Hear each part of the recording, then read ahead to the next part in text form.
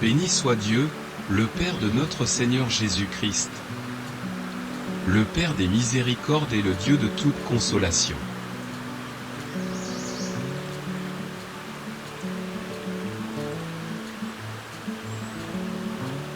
En lui nous avons la rédemption par son sang, la rémission des péchés, selon la richesse de sa grâce. Éphésiens 1, 7.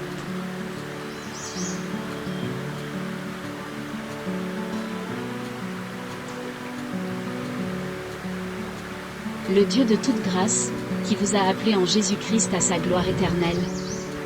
Après que vous aurez souffert un peu de temps, vous perfectionnera lui-même, vous affermira, vous fortifiera, vous rendra inébranlable. À lui soit la puissance au siècle des siècles. Amen.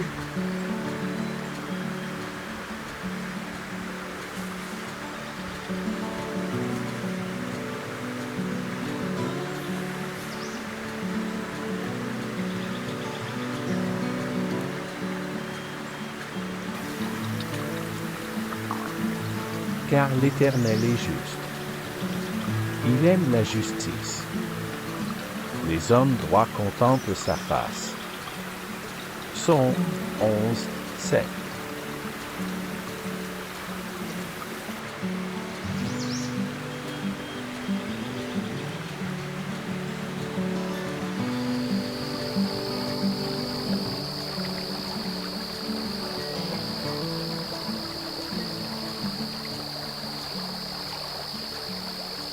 Ce livre révèle la pensée de Dieu, la condition humaine, la voie du salut, le sort funeste des pécheurs et la félicité des croyants.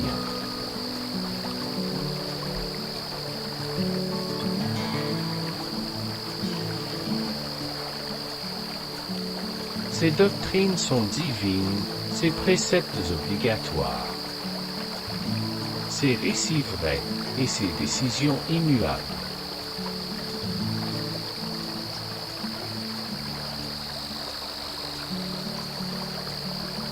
Lisez-la pour devenir sage, croyez-y pour être sûr, et mettez-la en pratique pour être pieux. Elle contient la lumière qui vous orientera, la nourriture qui vous soutiendra, et le soulagement qui vous réconfortera.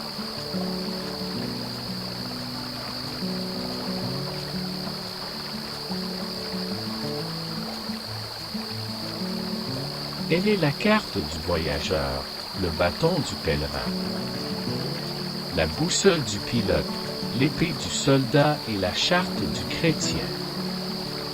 En elle, le ciel est ouvert et les portes de l'enfer sont révélées.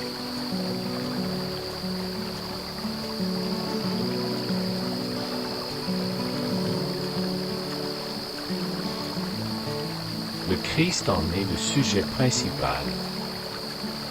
Notre bien est son but, et la gloire de Dieu en est la fin.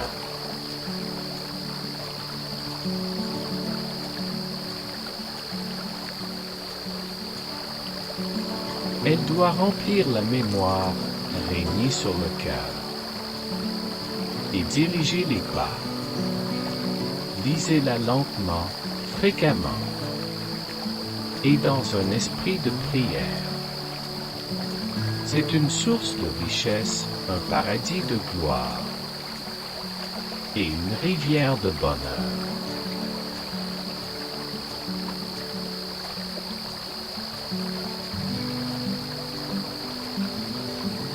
Elle vous est donnée de votre vivant.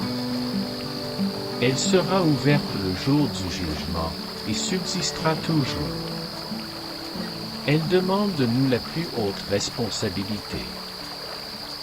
Récompense l'étude la plus assidue, mais condamne tout ce qui se joue de son contenu sacré.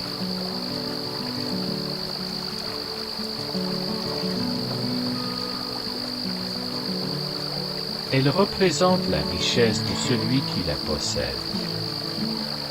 la sagesse de celui qui l'étudie, le salut de celui qui y croit, la maturité de celui qui l'aime, et la puissance de celui qui lui obéit.